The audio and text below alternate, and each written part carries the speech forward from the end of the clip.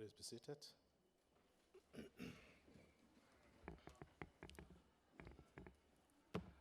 The Secretary will read the order. Debate on vote number 30, Science and Technology Appropriation Bill. Can I take the opportunity to invite the Minister to the podium for the introduction of the budget vote?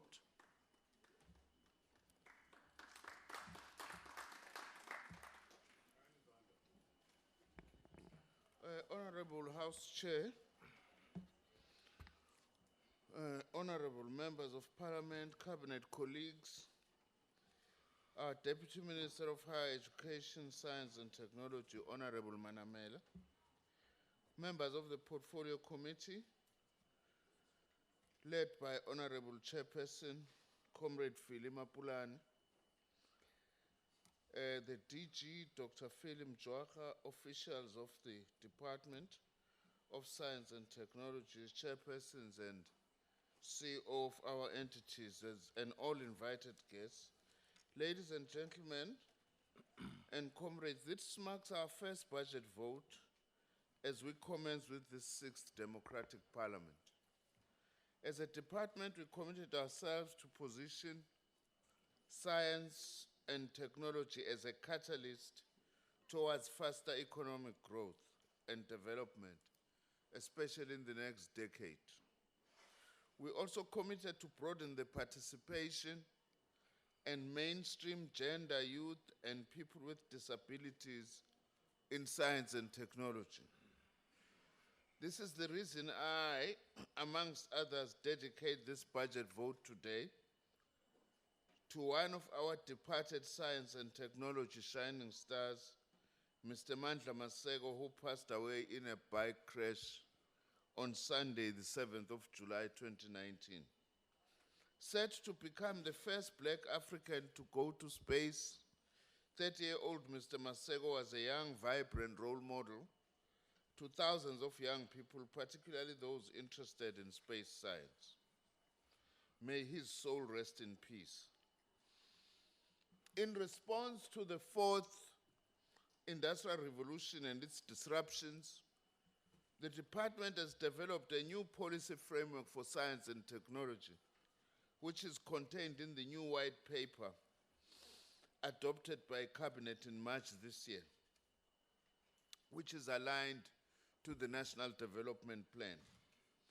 To realize the objectives of the new white paper, we'll be developing a decadal plan on science, technology, and innovation, which will serve as an implementation plan over the period 2020 to 2030.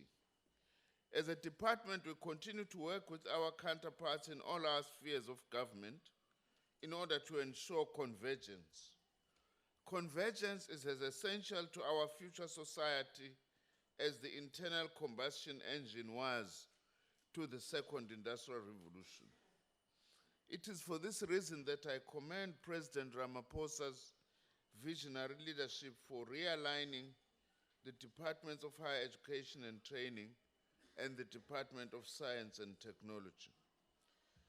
The main reason for this is not simply to ensure greater administrative efficiency, cost containment, but also to drive the post-school knowledge and skills development imperative more decisively.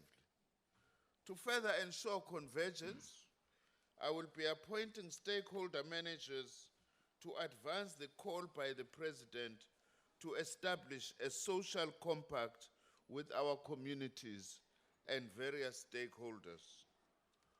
Honourable Chairperson and honourable members, we have introduced the concept of a national system of innovation, which is our approach towards managing science, technology, and innovation. The 2019 White Paper on Science, Technology, and Innovation notes that the 4th Industrial Revolution is based on 3 sets of megatrends: physical, digital, and biological, and involves a convergence of technologies and disciplines that are having a multidimensional impact. To give proper expression to this multidimensionality and to harness the potential power of our nation's innovation capabilities, we have introduced the concept of national system of innovation. This makes provision for a policy framework that seeks to harness the latent and explicit innovation capabilities of the whole of government and whole of society. We will be paying attention in particular to expand our innovation system to include social and community-based innovation system that can draw on the creative potential of all our people. Science and technology must be for all and not just for elites. Honourable Chair and honourable members, in response to the President's call for government to create an enabling environment, use public resources wisely, and invest in developing our country's human potential, we adopted the Science Engagement Monitoring and Evaluation Framework as a guide for tracking and establishing whether our science engagement program is realizing its objectives. We have also embarked on a South Africa-European Union open science dialogue with funding from the South Africa-EU Dialogue Facility. In the 2019-2020 financial year, we will spend 1.49 billion rands in support of students, researchers, and interns with a projected total of 4.6 billion rand over the medium-term expenditure framework period. These funds will support at least 8,279 pipeline honors and master's students, 2,538 PhD students, and 4,500 researchers with 690 interns. We are committed to expand the South Africa Research Chairs Initiative. In 2018-2019, the number of such chairs grew from 226 to 238. We also continue to support 14 centers of excellence that are hosted by various universities. These centers have concentrated on existing capacity and resources for researchers to collaborate across disciplines on long-term projects that are locally relevant and internationally competitive. In this context, it is crucial that we ensure that the nation's future science, technology, and innovation paradigm is intimately connected with the principles of promoting public good, equality, and inclusion. We will do so to make sure that no one, especially the working class and the poor, is left behind as we make a transition into the future.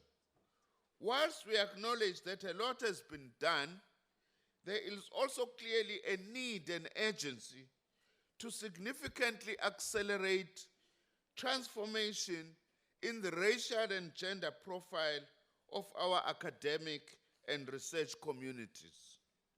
I will shortly be receiving a report on what the obstacles are in the production of Black and women South African academics and researchers in our institutions and how to overcome such obstacles. I will make the findings of this investigation public so we open the much needed dialogue and debate on how to accelerate transformation in our academia and research communities in our universities. However, Chair and honorable members, changing the racial and gender profile of academia and researchers is a necessary but not sufficient condition in transforming relations of knowledge production in our country. Both curricula and the nature of research questions must be framed such that they help overcome patriarchy and racism in broader society, including in the very halls of academia and research. Honourable Chair and members, the South African Meerkat project has been completed. It was completed on time and within the budget of 3.2 billion rand. The benefits of hosting these telescopes include a 75% local content component, direct investment of more than 300 million rands in the Northern Cape alone. This project now forms part of phase 1 of the International Square Kilometre Array Radio Telescope project. Furthermore, this project has attracted some of the top astronomers in the world to take up positions in South African universities, a development that is most welcome. It is for these reasons that we urge our youth to look beyond just undergraduate studies, but to access postgraduate studies and seek to be knowledge producers of tomorrow.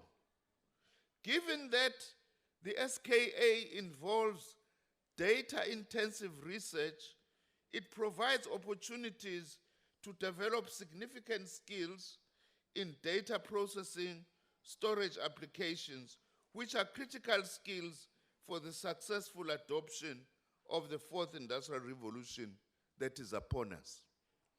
I also want to say, Honourable Chair and members, I want to position our department as leader in big data analytics. Close to 48.4 million euros, that is 774.5 million rands worth of contract for the construction of the SKA Exploratorium will start to be awarded to companies and providers in the SKA member countries from late 2020. A project we are jointly doing with the Tourism Department in Government and the Plaque University. I'm also delighted to announce that in 2024, South Africa will host the International Astronomical Union's 2024 General Assembly, a first to be held in the African continent.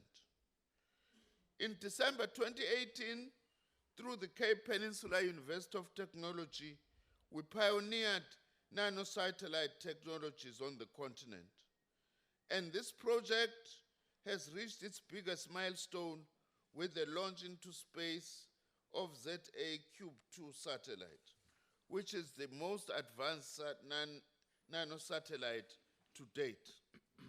I'm also pleased to announce that our Space Weather Regional Warning Center for Africa facility at Hermanus was recently designated by the International Civil Aviation Organization as one of 2 regional centers around the world that will monitor space weather for the global aviation sector, providing crucial safety-related services such as solar storm focus and warnings. This is in line with the new International Civil Aviation Authority requirement that space weather information be included as an advisory in all air traffic flight plans.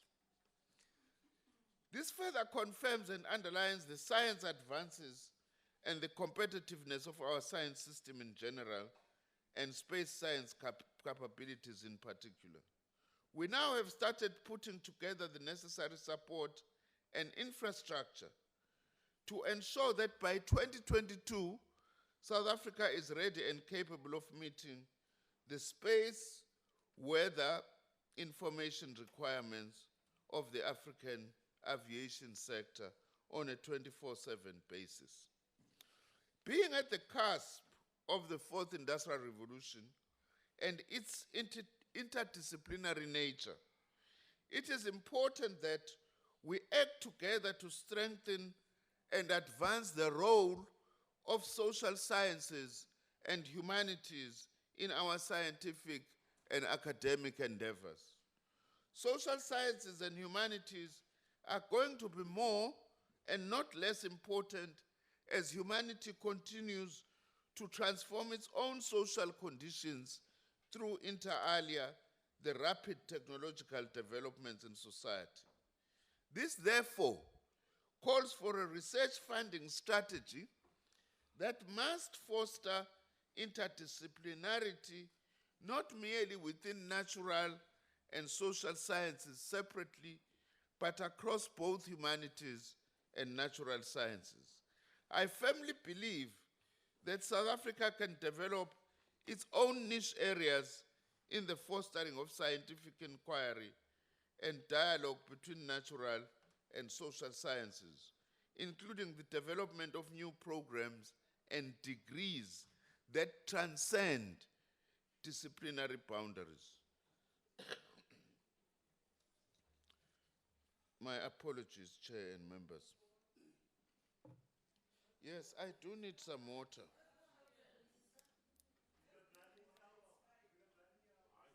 Order, members. And cheers.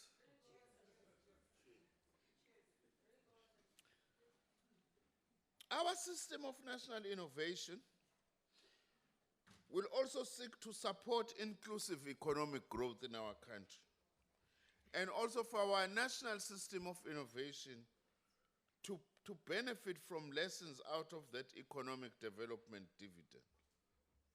It is for this reason that I'm firmly of the view that whilst we should seek commercial products and patents out of our national system of innovation, we should not abandon investment into basic research and scientific inquiry. That is why entities like the CSIR, which are doing great work in innovation, they must nevertheless not be allowed to lose their basic character as science councils. Equally, science councils like the HSRC must find their niche in the innovation space to tackle the many developmental challenges facing our country. In the same vein, our National Research Foundation, for example, must also understand the funding imperatives to support this developmental trajectory. Such are the opportunities, for instance, in bringing together higher education, science, and technology. Honourable Chair and members, we will continue to support our economic sectors. We are working with the Minerals Councils of South Africa to implement an innovation strategy which is aimed at renewing, amongst other things, mining competitiveness. The level of funding towards this program is approximately 90 million rands per annum. I would like to take this opportunity to congratulate Professor Lindiwe Zungu, the Executive Dean of Graduate Studies at UNISA, who developed health and safety guidelines to help the mining industry accommodate female miners.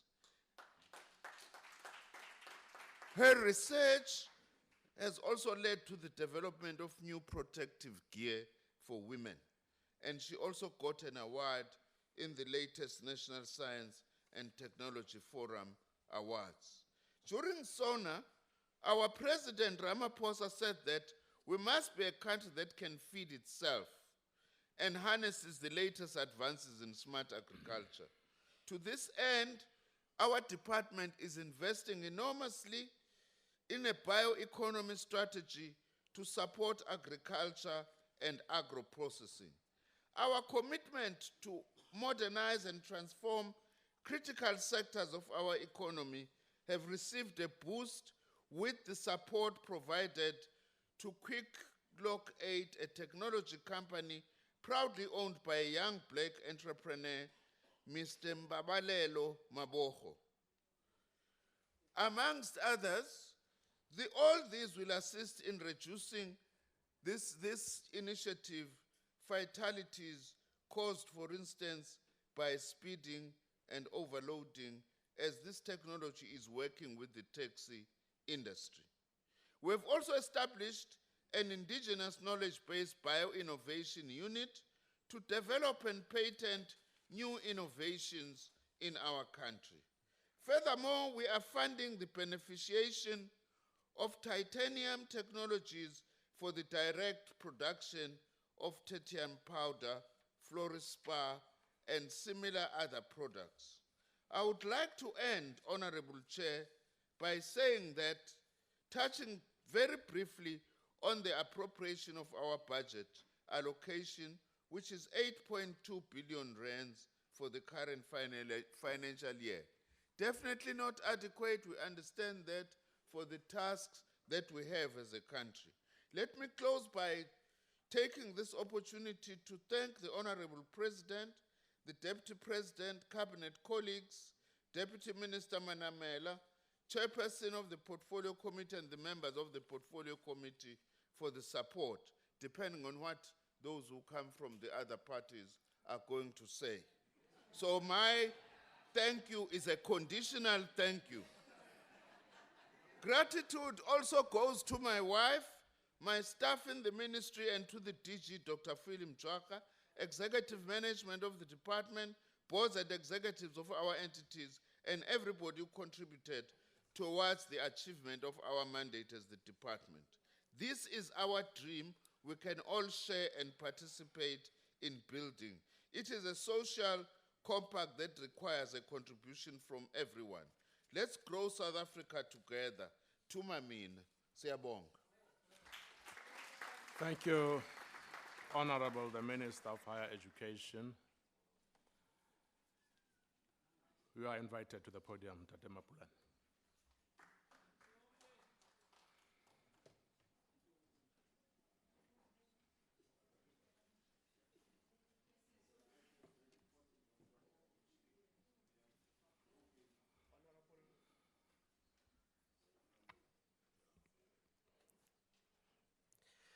Honourable House Chairperson, Honourable Minister Blade Nzimande, Deputy Minister Buti Manamela, Honourable members, officials, guests, and fellow South Africans. Honourable House Chairperson, tracing the history of human development and civilization is a complex task. Complex because the literary sources from which our knowledge of that history is derived are themselves complex and replete with problems of ideology and authorship. However, there is consensus among all the best scholars that the invention of steam powder revolutionized production in the 18th century, fundamentally altering the structure of society and how people lived and worked, and bringing about a transition from reliance on agriculture and farming to mechanization and industrial production, which brought rapid economic development in those societies. This, honorable members, was the first industrial revolution. Like the first industrial revolution, steam-powered factories, the second industrial revolution was characterized by the application of science to mass production and manufacturing. And the third industrial revolution brought about digital revolution of the mainframe computing, personal computers, and the internet in the 1950s. And so we are finding ourselves today in a wave of yet another industrial revolution. This one driven by robotics, genetic sequencing and editing, artificial intelligence, 3D printing, just to mention but a few. Klaus Schwab, the German engineer, economist, and founder of the World Economic Forum, who has to be associated with this term through his 2015 book, The Fourth Industrial Revolution, cautions us that all previous industrial revolutions have had positive and negative impacts on different stakeholders. Nations have become wealthier, technologies have helped pull entire societies out of poverty, but the inability to fairly distribute the benefits of 4IR has resulted in global challenges, among them high unemployment, social and income inequality. True to the orientation and character of the developmental state, The ANC-led democratic government must at all times, acting in concert with other progressive governments internationally, intervene in a manner that ensures that the working class, the poor, and the marginalized in our society are not left behind as we transition to the fourth industrial revolution. We are satisfied, Honourable Chairperson, that sufficient measures and initiatives have been put in place by our government to help the country to transition. Some of the initiatives include the Presidential Commission on 4IR, the Interministerial Committee, as well as the World Economic Forum's Affiliate Center on 4IR hosted by the CSIR.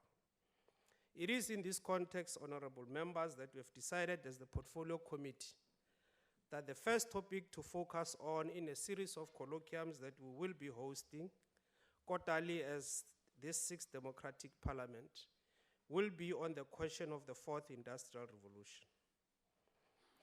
Honorable House Chairperson, science, technology, and innovation is fundamental in realizing the socio-economic ambitions articulated in the National Development Plan. Countries that effectively alleviated poverty by growing their economies have done so by investing significantly in developing strong STI environments and capabilities. This is the point succinctly captured by the National Development Plan in recognizing and characterizing STI as crucial for development of our country.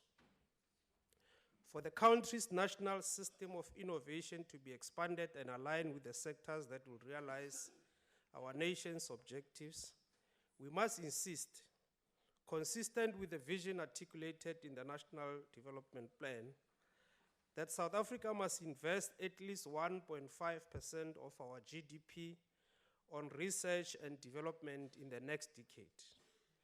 We are currently sitting at 0.8% of the GDP.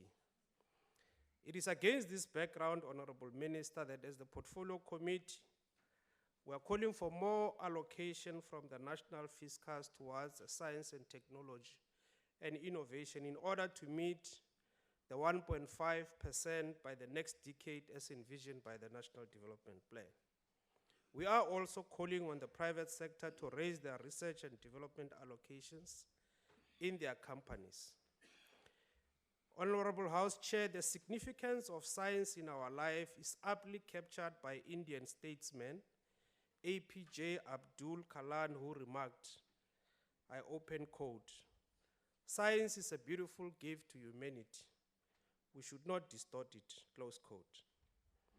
Indeed, science is one of the greatest blessings of our time. We owe our progress to it. It has brought everyone closer and also made life comfortable. Today, we can go around the globe in a matter of hours. We can also talk to our loved ones across the globe just by pushing the button. We must therefore heed the wise counsel of Abdul Kalam and nurture this greatest gift to humanity in order to secure our future. In March this year, Cabinet approved a new white paper on science, technology, innovation, which replaces the 1996 white paper, which first proposed the concept of national system of innovation. This concept of NHI advocates that science strategies should not only focus on conducting science and producing new knowledge, but that this new knowledge should be used to support and promote the achievement of national priorities. Over 20 years later, reviews of the NSI showed that despite significant progress made, serious challenges still remain, hence the development of the new white paper. We welcome the call by the white paper for the establishment of the annual STI plenary to be chaired by the presidency, involving business, civil society, the academia, government, as well as the ministerial SIT to be chaired by the minister. We think that by elevating STI plenary to be chaired by the presidency represents a bold policy stance, which, if it can be implemented, will help locate STI among the key national priorities requiring the attention of the highest office in the land. Honorable Chairperson, I think it is befitting and appropriate that as we celebrate the 23 years since the adoption of the 1996 White Paper on Science and Technology, which has culminated into the new white paper. We should pause and reflect and as well celebrate the significant milestones registered in the field of science, technology, and innovation, some of which includes the following. The construction of the Square Kilometer Array Radio Telescope project in the Northern Cape, which is an international science and engineering partnership to build the world's largest and most sensitive radio telescope. When fully constructed, the SKA will be the largest scientific facility built by humankind. By collecting and processing unprecedented volumes of data, it will tackle some of the fundamental scientific questions of our time, ranging from the birth of the universe to the origins of life. We are looking forward as the Portfolio Committee to the ratification process of the SKA Observatory Convention, a treaty that was signed in March this year in Rome. Another important milestone to be celebrated is Project Aeroswift, which involves the development of the next generation 3D printer, or what is called additive manufacturing machine, which has the potential to create a new manufacturing segment in South Africa. We are informed that a number of demonstration components have already been completed, some of which are already employed in a flying aircraft. Recently, researchers at the University of Pretoria in the Faculty of Health Sciences, led by the magnificent Professor Chifularo, have conducted 2 successful middle ear transplants using 3D printed bones. This transplant has been the first of its kind, showcasing the effective means replacing the ossels which comprise middle ear. In conclusion, Honourable House Chair, one of the fundamental propositions that dialectics teaches us is that everything is in a constant process of change, motion, and development. The world we are living in today is fundamentally different from the world we were born in. And therefore, using science and innovation, we must always adapt to the rapidly changing material conditions. As Abdul Kalam poetically professed, close quote, "Science is a beautiful gift to humanity.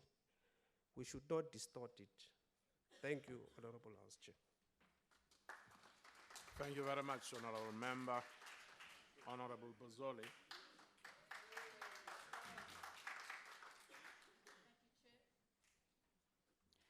Chair, our Deputy President did not know what the Fourth Industrial Revolution was when we asked him about it last year. But it remains on everybody's lips. The President last week addressed a high-level summit on the subject, and numerous task teams and conferences and workshops have taken place. Knowing our esteemed President, we might expect another few summits and other talk shops fairly soon. For the sake of the Vice President, let's say that the first industrial revolution was based on steam, the second on mechanization, the third on information technology. So what is the fourth? Basically, it entails the penetration of very advanced technology and IT into spheres of life never before imagined, from the body to the home to work to cultural and social life. Anything from robots to nanomaterials and genetic manipulation may be included. And a vast change in the structure of economies worldwide is well underway, whether we like it or not. This is not going to be easy to deal with, given the state of our economy. We already have sky-high unemployment, not sky-fi, but it has been estimated by the World Economic Forum that up to 40% of white and blue-collar jobs in South Africa are vulnerable to extinction as this revolution proceeds, and that a range of previously inconceivable, mainly very highly skilled jobs will emerge. A recent Russian survey of such new jobs includes nanomaterials designers, environmental counselors, neural interface designers, and genetics consultants. Many new jobs will be creative rather than mechanical. The progression of this change is unavoidable. You can't decide to engage or not engage in it. Just as the IT revolution brought computers and phones to our society, so will these changes bring other new things. Your best bet is to try and stay ahead of it and engage it on your terms. Only one department in government actually knows and understands something of that. This department, Science and Technology. Overseeing the country's highest levels of science and innovation done in universities, the CSIR and elsewhere, this department is, in comparative terms, a very well-run gem. It provides funding for universities and others to work in a substantial number of fields of the future, including large data analysis, robotics, nanotechnology, new materials, advanced radio astronomy, climate science, etc. We have many top researchers, some world-class, who do this work. It doesn't fund genetic research or microbiology or any others of the more advanced medical and biological sciences, as this is done through the Medical Research Council. But it is the mainstay of South Africa's modest efforts to develop and sustain its own science base.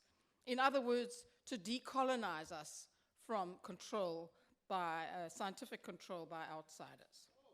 But the boasting we have heard is not enough. This is one of the most neglected departments in government. A paltry budget of 8 billion annually for research and development, covering the whole country, barely equals the cost of just one of our top universities. And this budget has been shrinking in real terms every year for the past several years. And in an era of widespread populism, research is treated as a luxury rather than a necessity, and is even resented by some as a waste of money.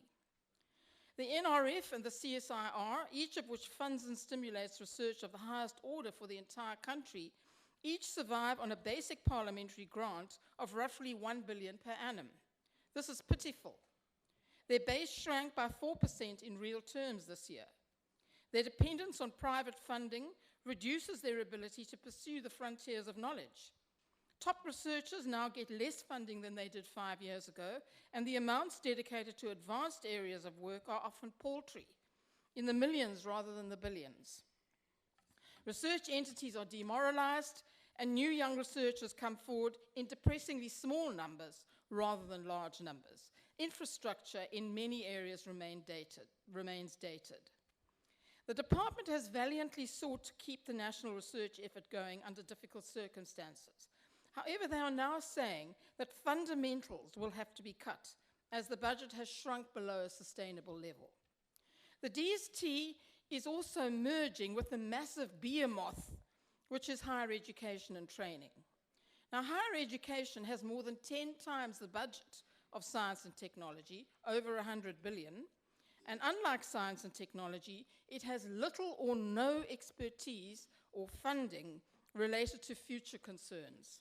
It is overwhelmingly concerned with the travails of student funding and has little time or perhaps inclination to go further. It cannot yet provide most of the skills needed for the future in areas that I've already described. So the question arises, how will the more forward-looking Department of Science and Technology be treated in a merger with the stagnant and bureaucratically overloaded Department of Higher Education and Training? This will be a litmus test of the seriousness with which this government takes their commitment to the future, whether we call it the fourth industrial revolution or not. If it is just a fad, a buzzword there to distract us from the terrible state of our economy and society, then science and technology will remain a small and struggling blip on the screen. The ineffective and floundering bureaucracy, which is higher education, will prevail, and science will suffer.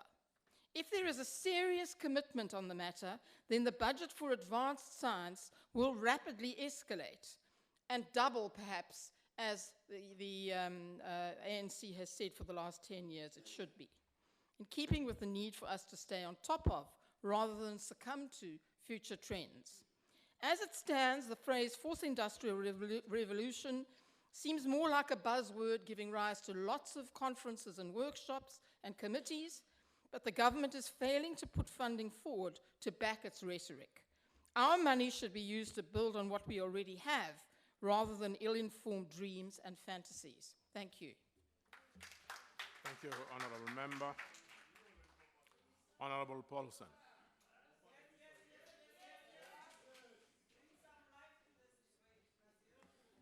take the podium. Thank you, Honourable Chairperson, and thank you. Good afternoon. Minister, in your previous tenure as Minister of Higher Education, you created a fantastic catastrophe when you failed to set us on a path of fee-free, decolonized higher education. Today, you started off by speaking about the many wonderful things you'd like to do. But let me remind you how this department, over the years, has made many commitments. And one of those is to establish a state pharmaceutical company.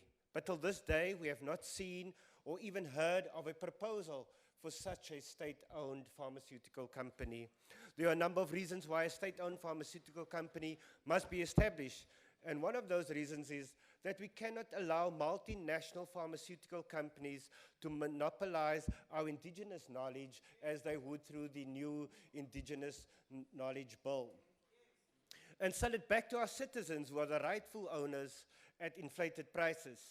In Cuba and other parts of the world, state-owned pharmaceutical companies have proven to be a great success, but ownership of the nation's intellectual property is only half of the story. Because through establishment of a state-owned pharmaceutical company, along with the necessary research institutions, our capacity for local production will be greatly increased. This is just one example of how science, technology, and innovation can help and industrialize the country while at the same time creating jobs. But this approach can be applied across the board. However, if science and technology is to play a role in the development of the economy, we need a state which is not dictated to by capital. South Africa is not a developmental state. A developmental state is when the state drives its development, not capital driving the development, as is the case here. Because the reality is that nearly every major technological innovation since the 1800s, whether we are talking about the internet, GPS, or rocket engine, was a result of state involvement. It is why this government must develop policies that allow the country to acquire new technologies.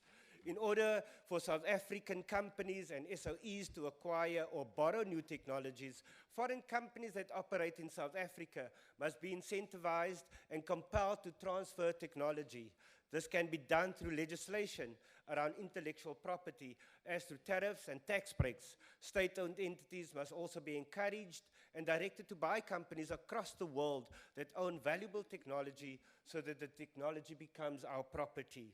For centuries, Europeans plundered the collective intellectual property of societies and privatized it for the purpose of profit. Yet today, the West uses obscure and abstract intellectual property laws to prevent the development and the industrialization of the rest of the world, like they are currently doing with Huawei.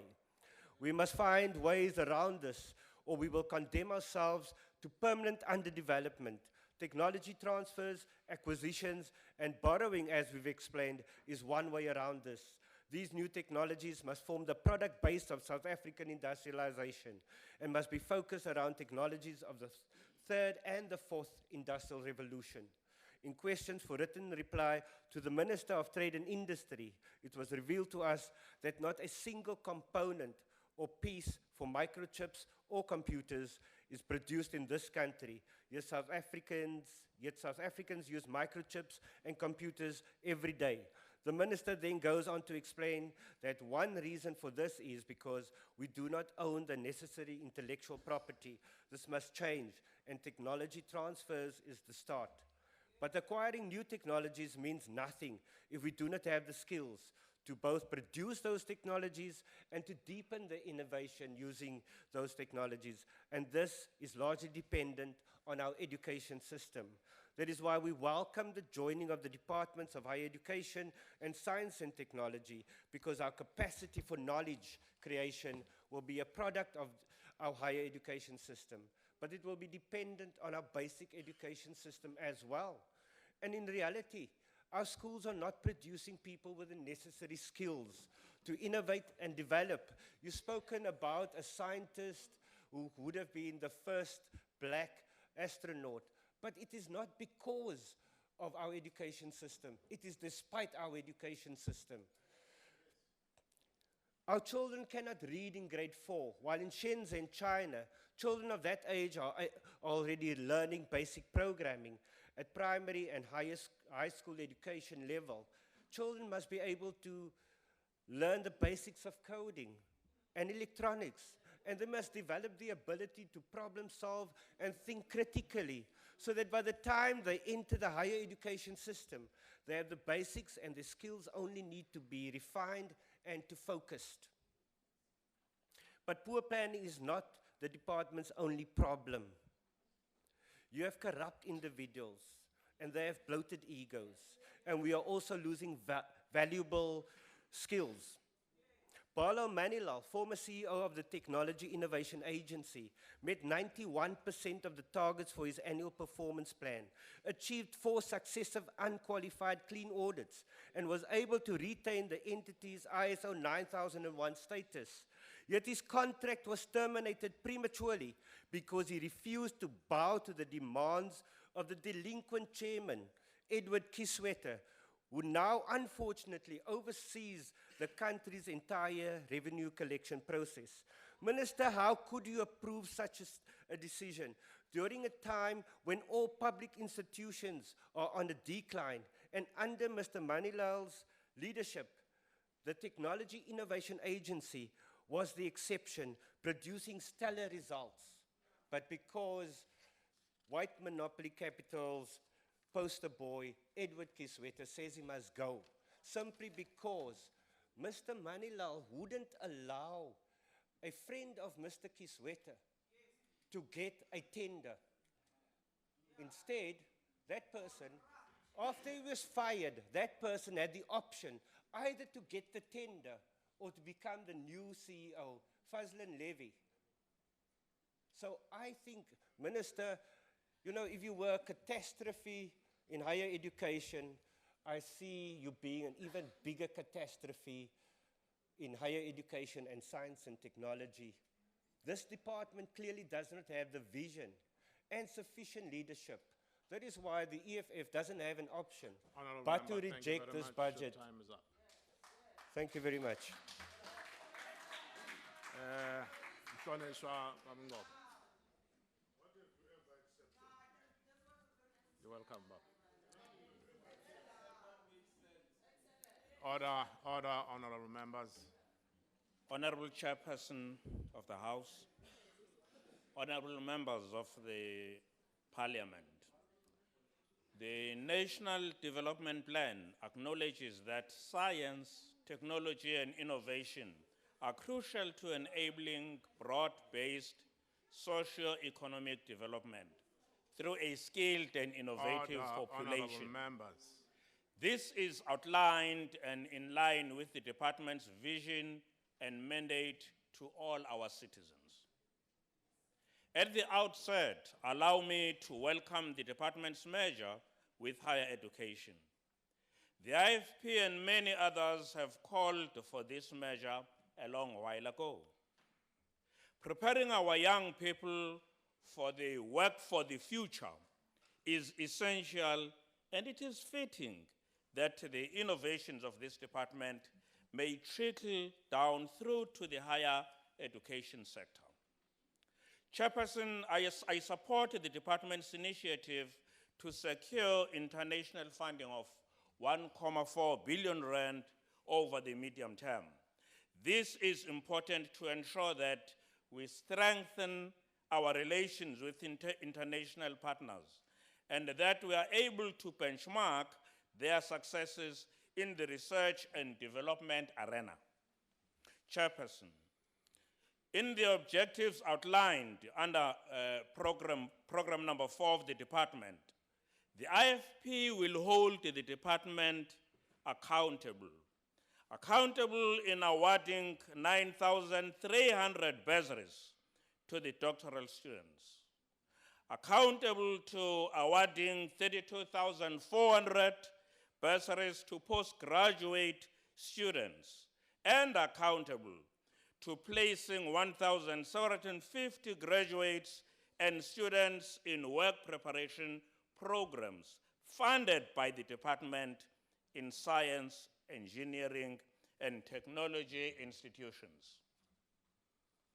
With the job crisis we face, it is essential that we ensure that we reach targets set out and that our budget provides for impact. We need bang for buck.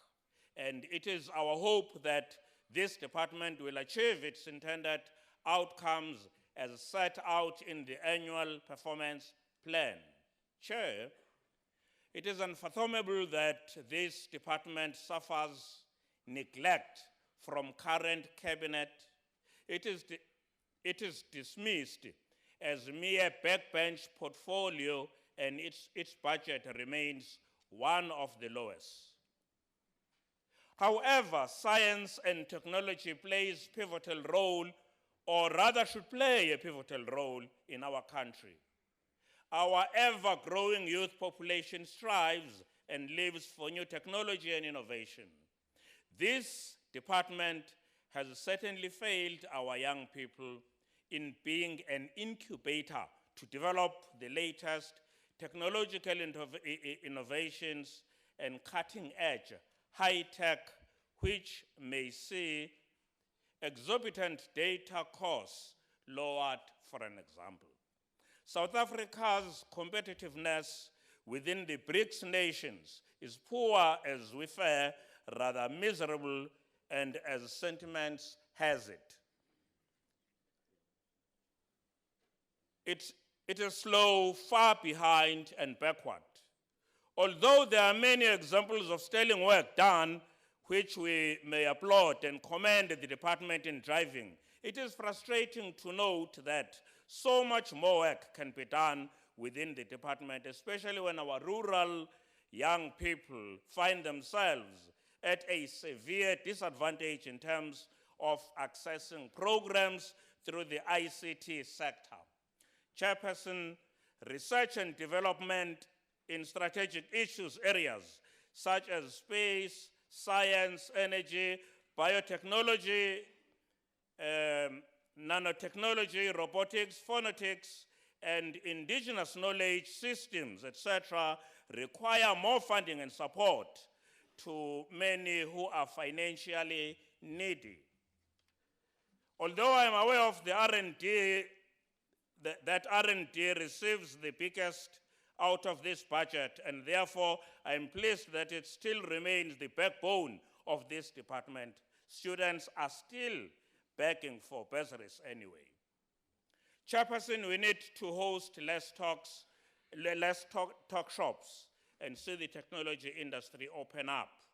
The IFP supports this budget, Chairperson, and I thank you. Thank you very much. Honourable members, may I bring it to attention that the Honourable Boshoff, who's taking the podium now, will be making his maiden speech. Please give him the opportunity to rise to the occasion. You're welcome. Honourable Chairperson, Honourable Minister, Deputy Minister, and fellow members, also members of the public. Before I continue with my prepared speech, I would like to refer to the SKA project, which was referred to by many other speakers before me. It is one of those instances where the advantages accrue to some people, but the disadvantages go to the local people. We have the problem in the two municipalities of Karreeberg and Karoo Hoogland, that a substantial part of the productive rangeland was taken out of production for the benefit of the SKA. But of the benefits that the SKA should bring, nothing goes to the towns of Williston, Carnarvon, Fraserburg, Van Wyksvlei, Brandvlei. But they lose a substantial part of their productive potential. These are towns and communities which were at best marginally successful, marginally able to continue with their jobs of making a living. Not only the people and the business people of the area are affected, but also the wildlife. The animals, reptiles, mammals, all the different part of our zoological richness used to utilize the water sources which were maintained by the stock farmers of the area. Those water sources are not available anymore, and if you go and look at those areas, those 100 hectares per dish, which has to be cleaned up completely, you will find the remains of animals which died there of thirst. What the farmers of the area report is that the public participation process was at best utterly frustrating, because at the beginning, when the first statements were made, the people were unclear about how many hectares of land will be needed. And those hectares which were needed, multiplied with each new stage that the project went into. In addition, if the people ask certain information, specialized information, the person able to supply it was just never there. It was just never possible to supply the information. Those people are still in the dark, and with the drought which is prevalent at the moment, the communities are actually in danger of really becoming unviable in the future. The economic benefits which accrued to Carnarvon and the surrounding area was just for the construction phase, and now and again for a little bit of accommodation. But the real economic benefits goes to the nearest place, Kimberley, which is already quite a large town, in any case in Northern Cape terms, and then to the big universities of South Africa, leaving these people without much of a recourse. But let's get back to the rest of the budget. Toe ek klein was, het my pa, as ek by die huis gekom het van die skool af, vir my gevra, wat het jy vandag geleer? As ek nie kon antwoord nie, het hy gesê, sê net een woord wat jy geleer het. Die woord wat ek sou gegee het na hierdie paar weke is 4de industriële revolusie. Everybody speaks about the 4th industrial revolution, and at least we had a good report of what the first 3 revolutions were by the chair of the committee. But what is necessary to be said of the 4th industrial revolution is that this is the one that can make people obsolete in the economy. And having people being obsolete is quite a problem. That is, in fact, a problem for the humanities, not for the natural sciences. It is going to the point where we would say, if the last person leaves, just switch off the lights. But it also creates opportunities. Many people are living in places and doing jobs which they would not have preferred to do, but they do it out of economic necessity.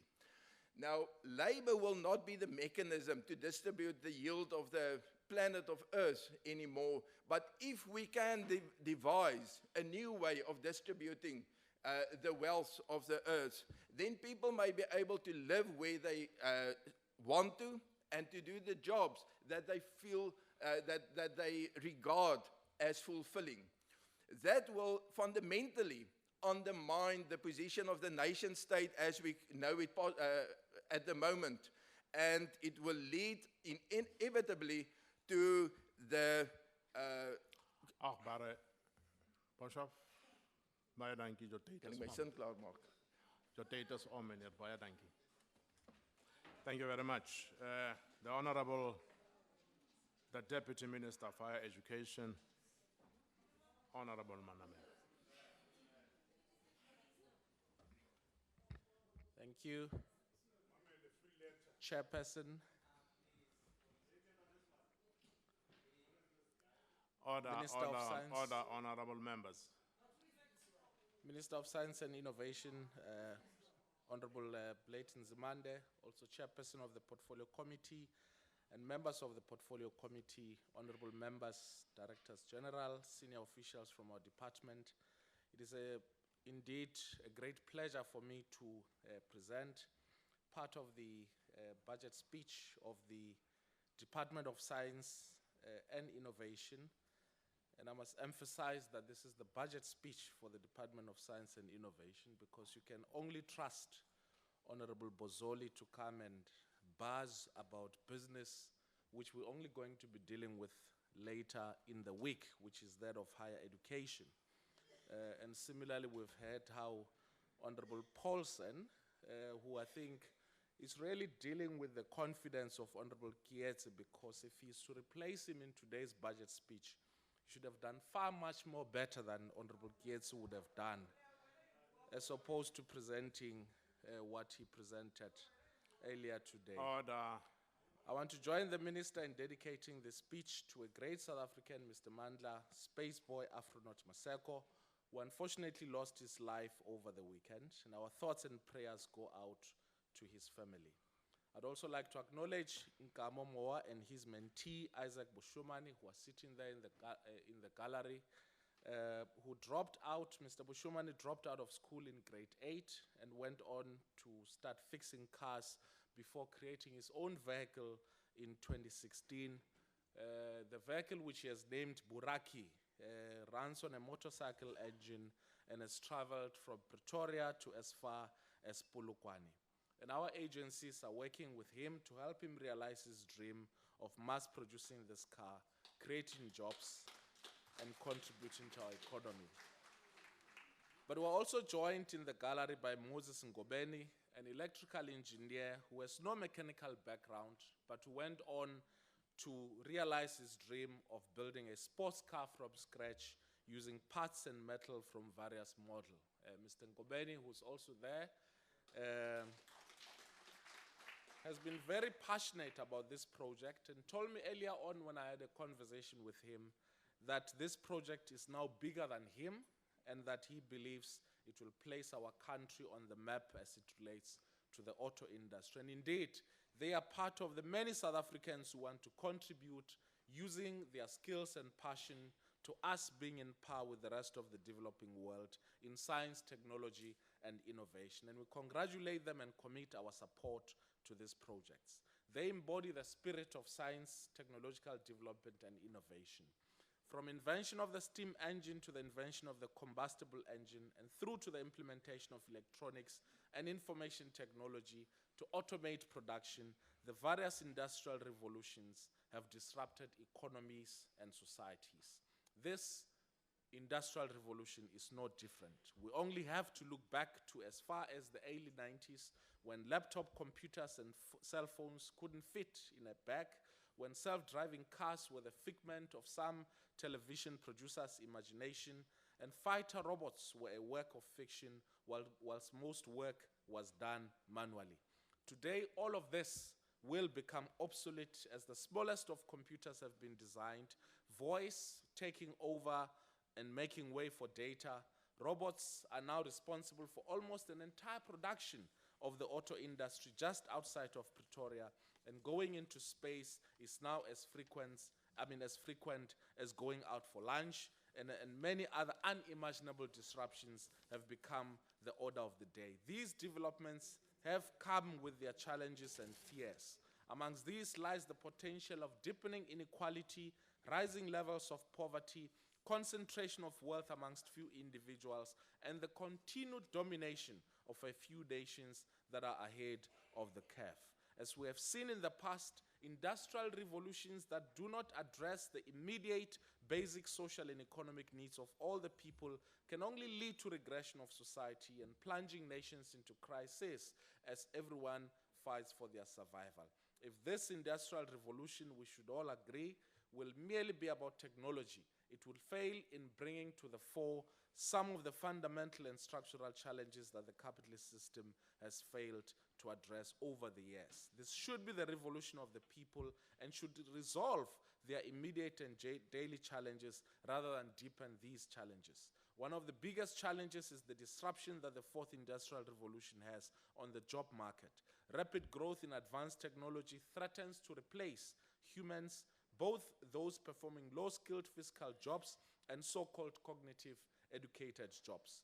Researchers and futurists tell us that there will be limited or no need for record slacks, mapping technicians, bankers, tax consultants, telemarketers, proofreaders, and librarians. Indeed, the picture painted can be grim, and so grim that the president joked last week about how through hologram technology we may be obsolete as members of parliament. But we must also remember that in each industrial revolution, new jobs were created. These new jobs brought hope and destiny to many. The power of the fourth industrial revolution can and must be harnessed for socio-economic development and equality. Professor Adam Habib reminded us at the Digital Economy Summit of the 4IR South Africa that we need, and I quote, to train scholars to deal with the challenges of the 21st century, some which we may not yet have encountered. We need to work across sectors to develop the technology required for us to leapfrog across eons of poverty, unemployment, and inequality, and in so doing, create a new world order that prioritizes humanity before profits and power. Our president, in his State of the Nation address last year, said that our prosperity as a nation depends on our ability to take full advantage of rapid technological change. Our department is furthering our ability to take advantage of rapid technological change so that we can build a prosperous nation.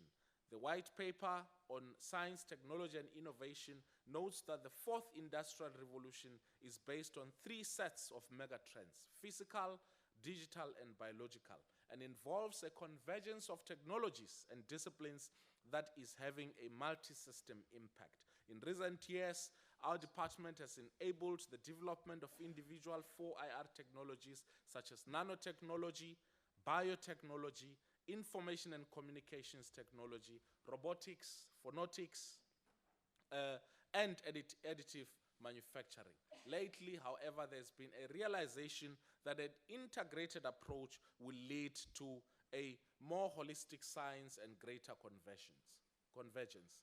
The department has initiated the Converging Technologies Platform, CTP, to introduce a more collaborative approach between technologies. The overall vision of the Converging Technologies Platform is to fuse the assets of the national systems of innovation in order to create an innovation explosive that will result in greater and increased socio-economic impact for the benefit of all South Africans. Our Center for Artificial Intelligence Research Program conducts foundational, directed, and applied research into various aspects of artificial intelligence, or AI. Over the last 7 years, the CAIR programs has produced multiple master's and PhD graduates, postdoctoral fellowships, research publications, and technology demonstrators. The CAIR is at the forefront of developing national capacity and capability in the field of artificial intelligence, which is inextricably linked with the advancement of the fourth industrial revolution in the country. Our department has been funding the Data Science for Impact and Decision Enhancement program for the past 5 years. And in this period, more than 190 third and fourth year students, as well as honors and master's students, have gone through the program at the erstwhile Meraka Institute at the Council for Scientific and Industrial Research. To increase the program's reach and impact, the organizations have devised innovative ways of strengthening research and practice in disciplines such as artificial intelligence and machine learning for South Africa and the continent as a whole. We're driving the pursuit of new sectors and sources of growth while endeavoring to green our economy. Both the sugar and paper and pulp industries are facing decreasing demands for their primary commodities. The revitalization of these industries require new strategies for sustainability in a low-carbon future. An integrated biorefinery approach offers potential solutions to these challenges, as well as the opportunity to derive value from byproducts of these industries that were traditionally considered a waste. In this regard, we're supporting the Biorefinery Innovation Program with funding of 18 million rands over the next 3 years, with the aim of enhancing the competitiveness of the sugar and forestry sectors by developing technologies to produce new renewable products from agricultural feedstocks. agribusiness for propagation of indigenous medicines and food have also been initiated in all but one province. Participating communities have been organized into entrepreneurial cooperatives and small, medium, and micro-sized enterprises. 15 of these are currently being incubated by a consortium of the Innovation Hub, CSIR, South African Bureau of Standards, Agricultural Research Council, and Egoli Bio. Over 60 scientifically evaluated products are being commercialized locally and internationally by SMMEs.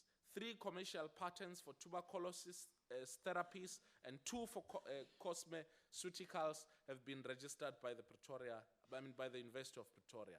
The Agriculture Bioeconomy Innovation Partnership Program has funded agro-processing initiatives through the Technology Innovation Agency in support of Marula, Honeybush, and Cape Alu.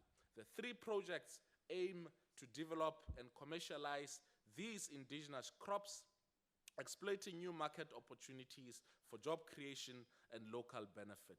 A Marula Community Development Program in Hoedspruit, Limpopo, co-funded by the IDC and the TIA, was initiated during the 2018-2019 financial year. And a new project to expand the processing of honeybush to more communities, coupled with support for innovation to speed up the fermentation process, is currently being supported at the Agricultural Research Council. And all of this, very practical programs which are making an impact on our communities, are dependent, Honourable Kietsi, on the research that our department has invested resources on.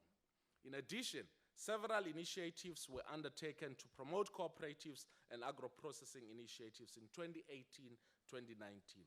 15 community-based initiatives were supported with the construction and equipping of pilot pre-processing facilities and agribusiness. 14 SMMEs were incubated at the Innovation Hub for business development and entrepreneurship in RDI-based natural products, and best-performing strains of medical cannabis were identified for priority health conditions such as cancer, hypertension, and Alzheimer's disease. Again, the significance of research, Honourable Kietsi. As we further our science and innovation policy goals, we must proactively support the development of both small and big business. I'm pleased to report that progress has been made towards establishing a fund that will help bring locally developed innovations into the market. Our department, working with the Department of Small Business Development and National Treasury, are finalizing the mandate and funding mechanisms of the Small Business and Innovation Fund. The fund is designed to largely de-risk the early stages of technology commercialization and business development. An injection of 1 billion rand per year for 5 years is expected to make a significant impact in making this business and technologies more attractive to investors for significant scale-up. We are making progress in science and innovation to ready us for the 4th industrial revolution. However, this should not be at the expense of our environment, and we are doing all that we can to ensure that some of the reports that we've had in the news recently around the dealing with the air quality, air pollution, and all of that, which affected children mainly, that those are being dealt with. Finally, Chairperson, by combining a selected suite of local international technologies and involving triple helix government, academia, and industry, the program which I've spoken about, which deals with the air quality and all of that, will seek to demonstrate that it is possible to convert the carbon dioxide content in coal-fired power station flue gases into multiple chemical commodity streams using ammonia and green hydrogen. The program aims to address multiple environmental, economic, and societal challenges while enabling the country to extract maximum value from its vast coal resources in a sustainable, environmentally friendly manner.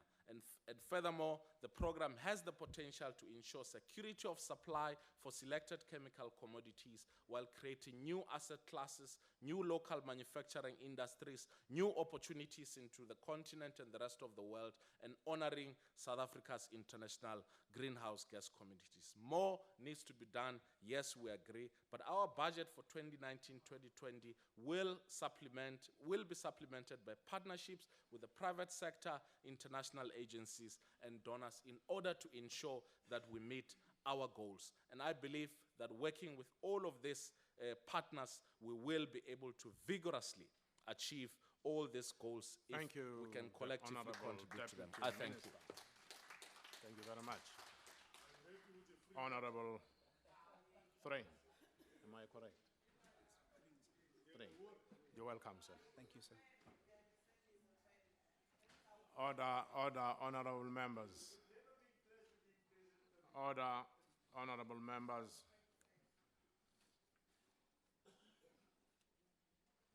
Chair, the ACDP also offers its condolences to the family of Mandla Maseko, commonly known as Space Boy, said to become the first Afronaut who was taken home too soon. Our prayers and condolences are with the family. The ACDP notes, Chair, the budget of some 8.1 billion for the Department of Science and Technology for the 2019-20 financial year.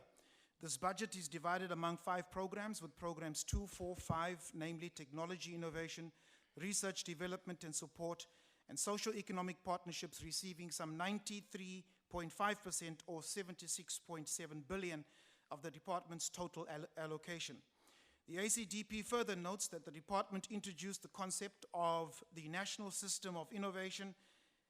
In its report highlighted several challenges which include inadequate and non-collaborative means of national science, technology, and innovation agenda setting, insufficient policy coherence and coordination, weak partnerships between NSI actors, inadequate monitoring and evaluation, inadequate high-level science, engineering, and technology and technical skills for the economy, an undersized research system, a poor environment for innovation, and significant levels of underfunding.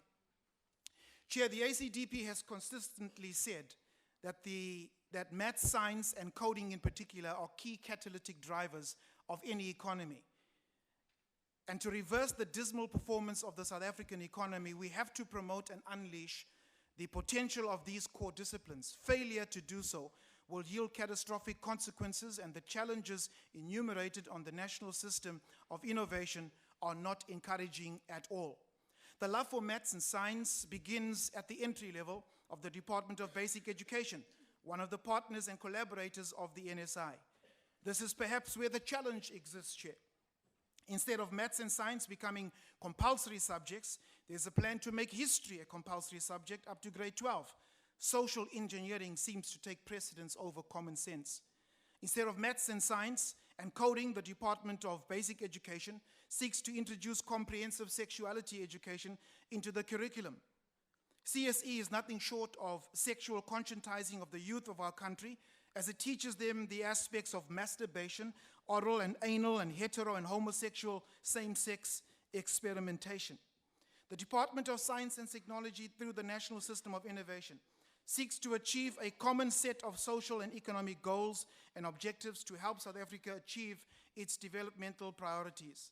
Unless its partners and collaborators give up their exercises of social and sexual engineering, these goals and objectives will become nothing but a pipe dream.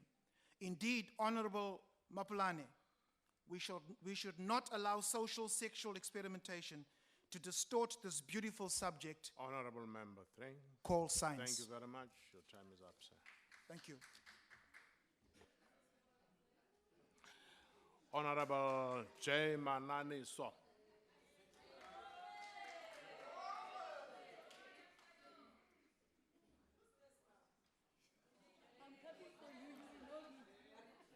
Order, honourable members. Give her chance. Order, please. Order, honourable members. Honourable Chairperson. Okay, sir. Honourable Chairperson, ministers, deputy minister, honorable members of parliament, and fellow citizens. Our economic viability is largely to do with our skill sets, math, science, and technology as staples of the fourth industrial revolution. Chairperson, allow me as African National Congress to mourn one of our own, Mandla Maseko, may his soul rest in peace. Chairperson, we would like to applaud 20 young South Africans who have built a plane in showcasing the ability and the potential of our youth in science and technology and innovation. Indeed, Chairperson, we can say that today is better than yesterday, and we're surely hoping that tomorrow will be better than today. This is indeed clear evidence that the greatest equalizer in bringing the rural communities in par with the rest of the urban world is through science and technology. However, we would like to emphasize the usage of our African indigenous languages in the field of science, technology, and innovation. Because if not used, Chairperson, it tends to undermine our human development. Today, when I was in the exhibition, I was speaking to one of the app inventors, and one of the things that we emphasized, it was to say, how do we get to speak to our people on issues of fourth industrial revolution using our language? So we want to emphasize the fact that moving forward, as we speak about the fourth industrial revolution, re berekisa puo ya gamme. The President outlined the 5 fundamental goals for the next decade and the progress needed in order to tackle these triple challenges. That is poverty, inequalities, and unemployment. Science, technology, and innovation holds a very important role in achieving these goals. Chairperson, the President Ramapo said that the NDP was adopted to guide our national effort to defeat poverty, unemployment, and inequalities. And with nearly 10 years before we reach 2030, we have not made nearly enough progress. Therefore, extraordinary measures are needed in order to realize Vision 2030. Chairperson, we reaffirm that education remains an apex priority for government. And a lot has been achieved since the advent of democracy within the STI sector. However, more needs to be done in order to build appropriate infrastructure. In welcoming the 2019-2020 consolidated government expenditure of 16.5 billion rands for STI, we reiterate the resolutions of the ANC that the development of STI must be of good benefit to our people. We further welcome the use of STI within the agricultural sector, and in this, we share a same belief with President Ramaphosa that through science and technology and innovation, we will work towards improving food security. Chairperson, women bear the face of poverty in South Africa, and increasing participation of women in the agriculture should be complemented by an ongoing training and skills development using the benefits of STI. We need to conceptualize hackathons as part of capacity building programs from primary to secondary levels up until to higher learning. These initiatives will speak directly to the President's aim of introducing subjects like coding and data analytics, and this can further be complemented by indigenous games like Morabaraba. Those who come from rural areas and villages, they would know Morabaraba is used as part and parcel of finding problem solving.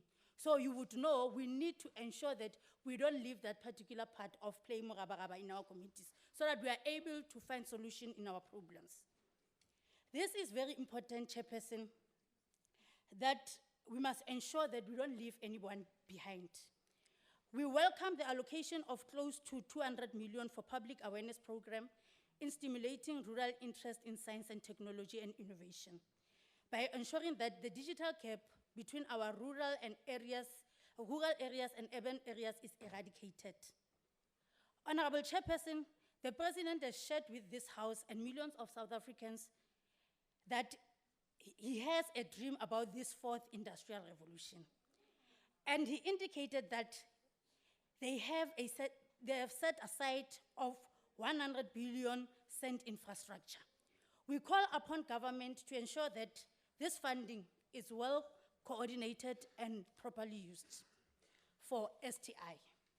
For example, Wi-Fi spot should be in all these public places, be it in a park, be it in recreational facilities. Entities under the Department of Science and Technology must, through awarding of scholarships, bursaries, internships, and learnership, and as well exit opportunities, should ensure that there's fair distribution to youth, women, LGBTIQA+, people with disability, people with albinism, and youth in conflict with the law. Chairperson, allow me to emphasize on the importance of social transformation as a societal responsibility. We have seen people saying the ANC 1, 2, 3, and so on, but when we speak about science and technology, we need to own up because most of us, we're still learning in terms of what is this revolution.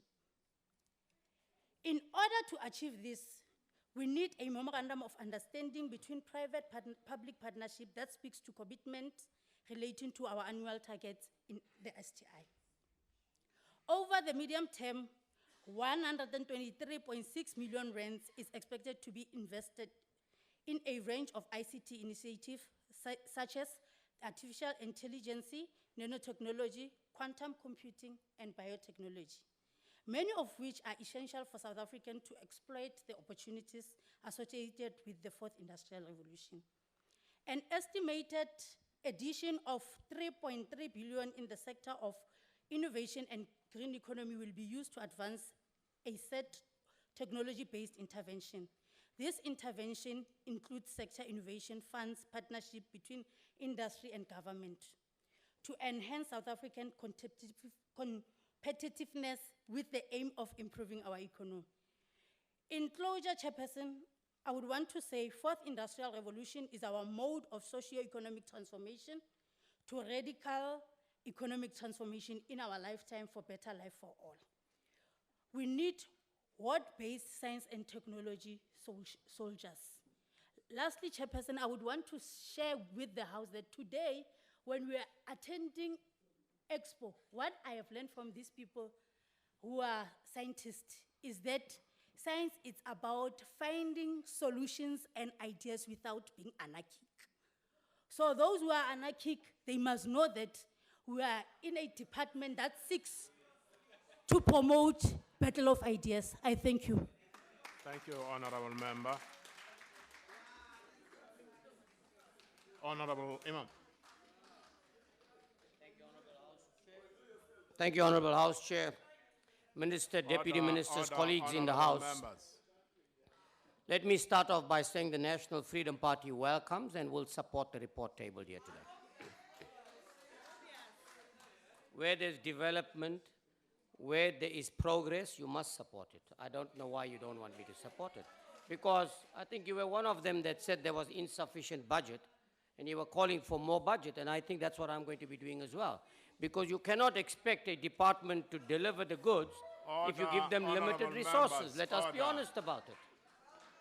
Order, Honourable Members. The Department of Science and Technology was mandated with the responsibility of coordinating the development of policies and strategies in respect of science, technology, and innovation, including but not limited to research and development.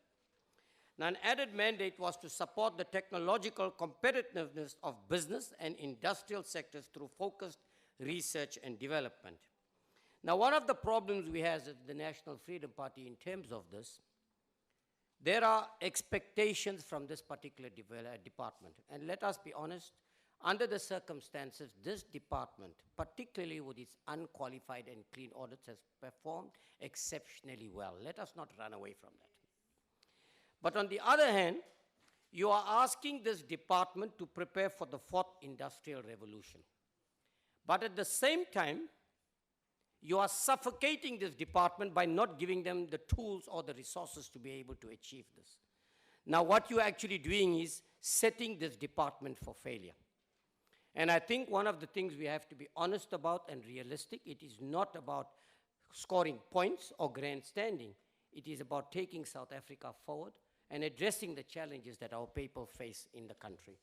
And one of the ways to do that is to work in unison or work together, united, so that we can achieve these goals. Now, one of the things I would like the department to pay attention to is, and I think that is one of your responsibilities in terms of economic development, and particularly when it comes to the role you can play in terms of job creation.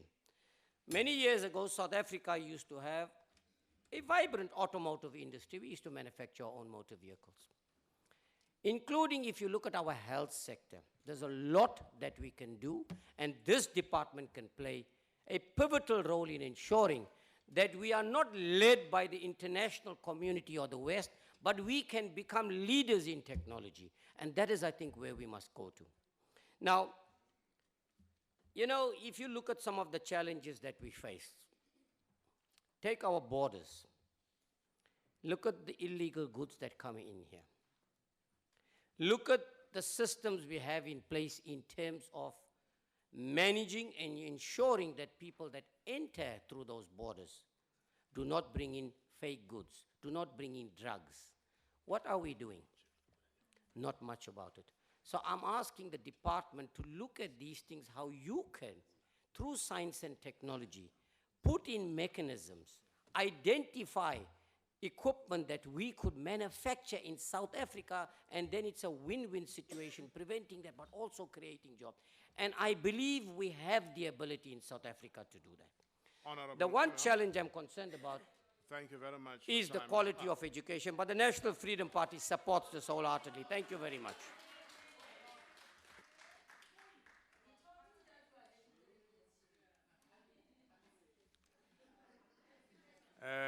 Honourable Nchaisa, you're welcome, sir. Thank you very much, Honourable Chairperson.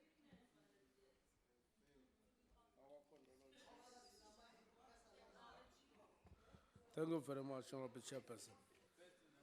Our condolences now to the family of Mandla, and congratulations now to Bafana Bafana on having beaten Egypt.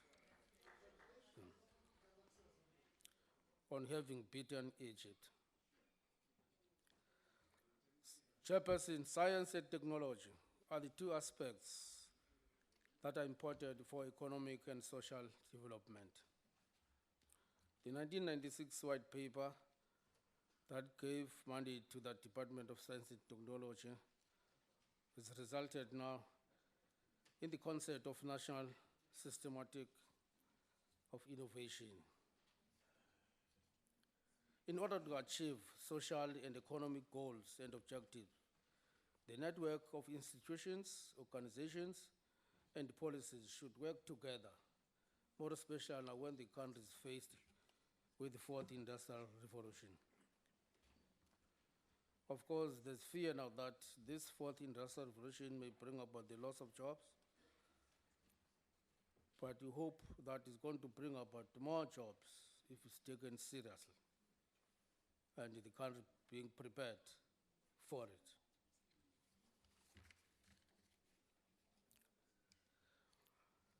The new white paper that was approved by the Cabinet in March 2019 on the science, technology, innovation was aimed at speeding up the inclusive economic growth and also to improve the livelihoods of the South Africans. Our country, therefore, should be ready to catch up with the global developments and rapid technological change. The new STI policy approaches are needed so that our country benefits from the opportunities that will be presented. Therefore, we should be serious now about industrial and scientific revolutions. It is of vital importance that business and civil society get involved. Of course, we need high-level scientific engineering, technology, and technical skills in order to grow our economy. One of the 2019 three high-level goals on which the 2019 white paper hinges is to promote more inclusive economy at the all levels so that our country benefit and benefit the previously disadvantaged individuals. The President, in his State of the Nation address, had to say that in order to realize the targets of the Thank NDP. you, Honourable Member. Your time is up. Thank you very much. We do support the report and the budget. Honourable members, may I, just before Honourable Member takes podium, the Honourable Member was scheduled to deliver a speech at slot number 9. Unfortunately, he wasn't there. So we have slotted him at the place where COPE is supposed to be. COPE is not available, apparently. Honourable Member, you can go ahead. Thank you, Chairperson. Minister, Deputy Minister, and all members of the House. Firstly, I want to welcome and support the budget. Secondly, I want to bring to attention a few items to your consideration. The first one is that we must, as a country, utilize the SMMEs as an innovation hub. We can learn from the countries such as Rwanda that encourage ideas from the locals and that have invested in small and medium enterprises as a means of getting ideas and innovation around the countries. Again, we also need to take into consideration that we have a highly westernized science and technology in the country, whereas we've got indigenous knowledge systems that should be aggressively promoted, and they can be a catalyst for economic growth. Now, what we're saying as the ATM is that more focus must be put on indigenous science. I know in the past year, I think there was a court case allowing people to use a medical certificate that they get from a traditional doctor to use when they are off sick. Now, that clearly shows that there's a huge appetite from the people of the country to make such, there's a huge appetite to make use of the indigenous knowledge systems.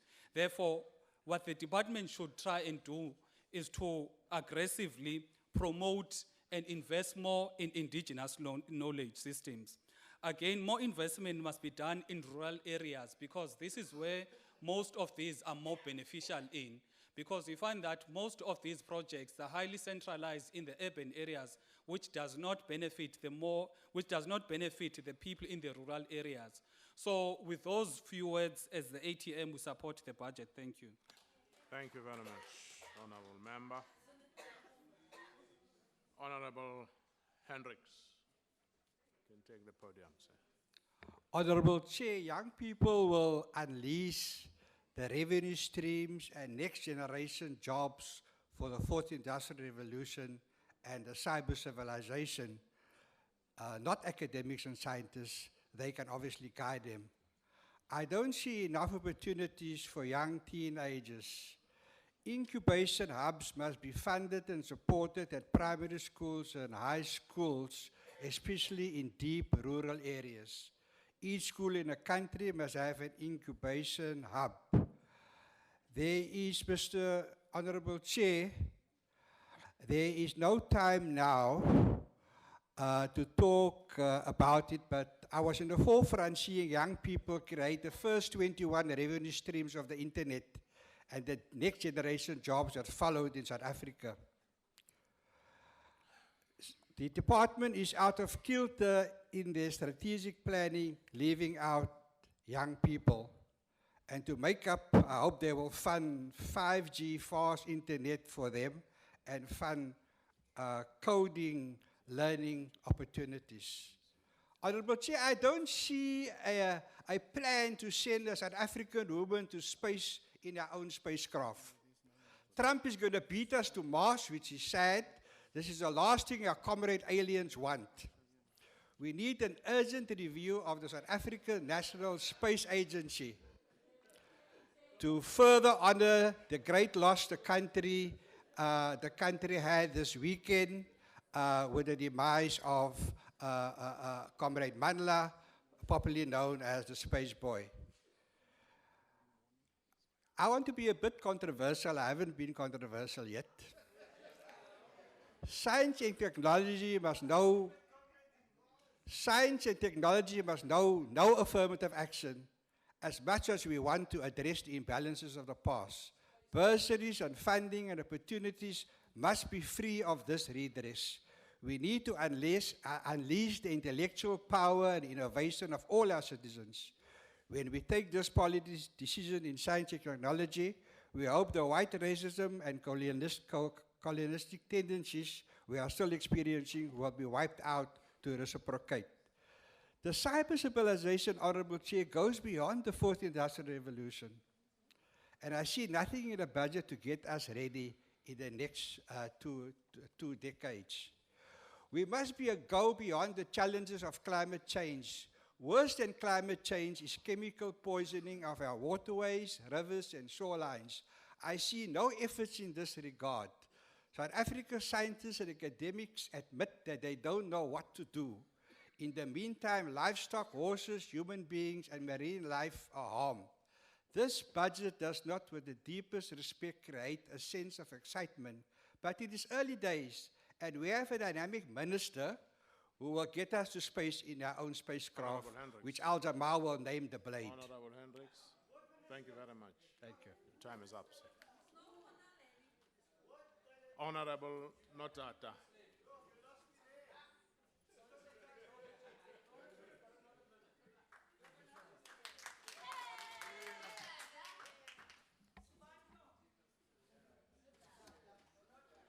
Go ahead, Honourable Member. Chairperson, malunga bekekileyo, fellow South Africans, ndiyanibulisa ngale ntshonalanga, molweni.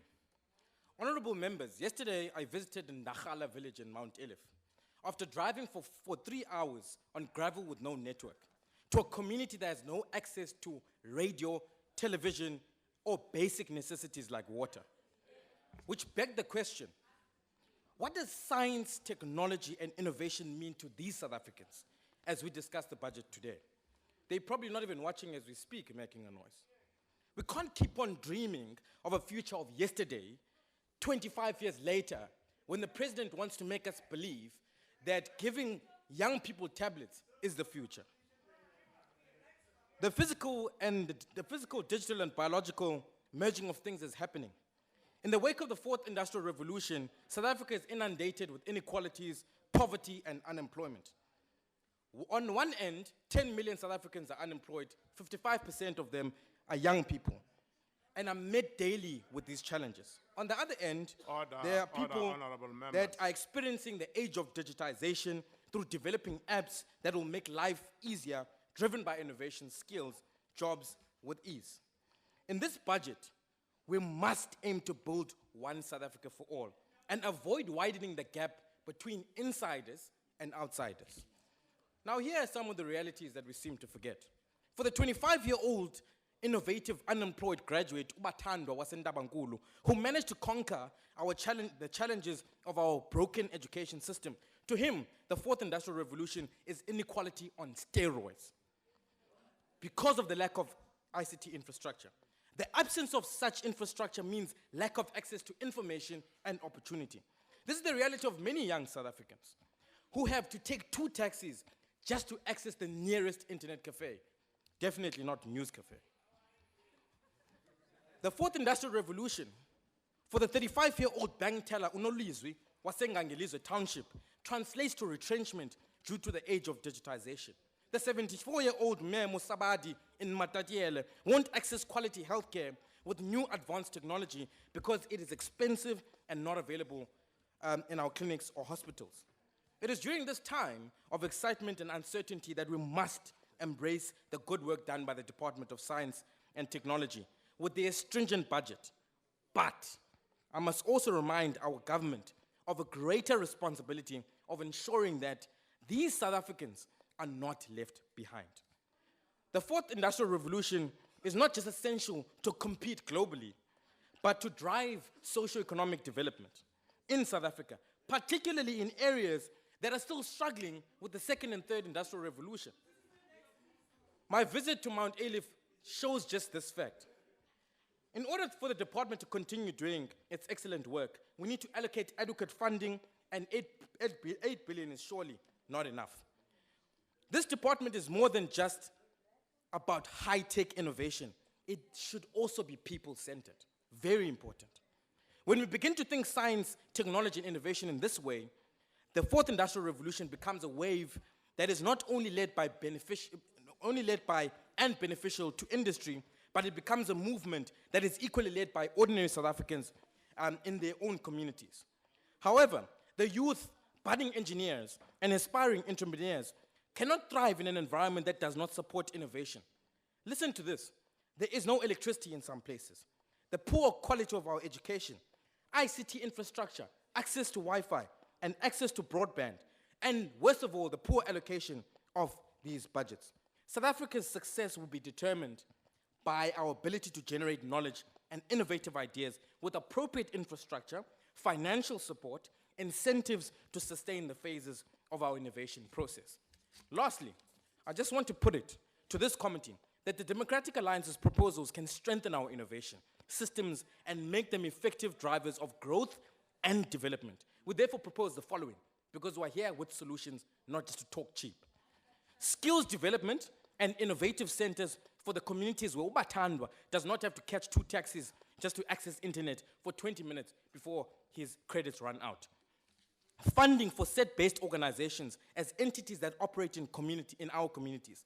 Government must subsidize entrepreneurs who conduct scientific research and run centers of innovation. Science and innovation collaborating with different departments to develop our learning outputs. And that means improving our basic and higher education system. Budget to include refineries so that Utepo and Randfontein can be able to study something that is going to ensure that they refine the gold that they dig behind his yard.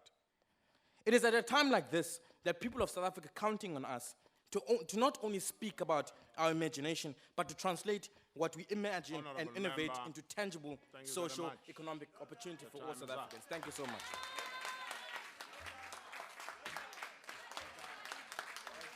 Honourable, let's see here. House Chair. Order, honourable members. Honourable Minister.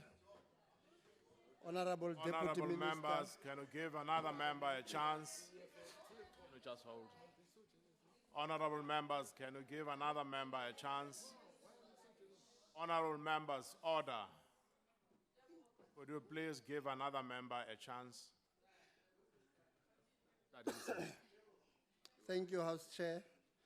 Honourable Minister, Honourable Deputy Minister, members of Parliament, and fellow citizens.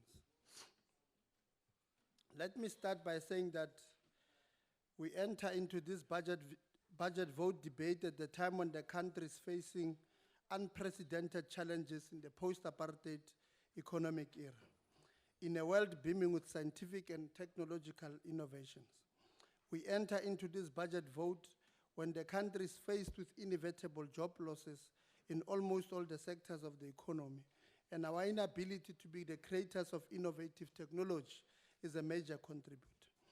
Therefore, the purpose of this vote is to realize the full potential of science and technology in social and economic development by developing human resources, research, and innovation. There can be no doubt amongst us sitting here in this chamber tonight that the nation's greatest resource is its people. Therefore, the development of this great human resource is essential for inclusive economic growth and a capable developmental state.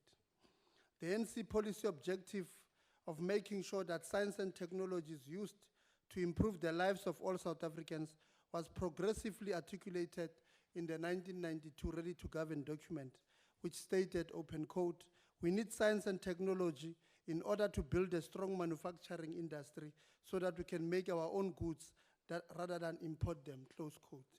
The 1996 White Paper on Science and Technology describes the country's vision as one where, on one hand, uses science and technology to become economically competitive on a global scale, and on the other hand, provides essential services, infrastructure, and effective healthcare for all South Africans.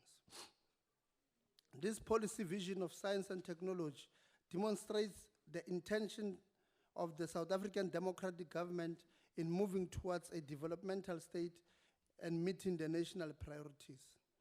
The National Development Plan 2030 importantly acknowledges that science, technology, and innovation are crucial in enabling a broad-based socio-economic development through a skilled and innovative population. We are very content that the NDP finds expression in government's medium-term strategic framework and brings recognition that an efficient, competitive, and responsive economic infrastructure network is important in dealing with socio-economic challenges faced by our country.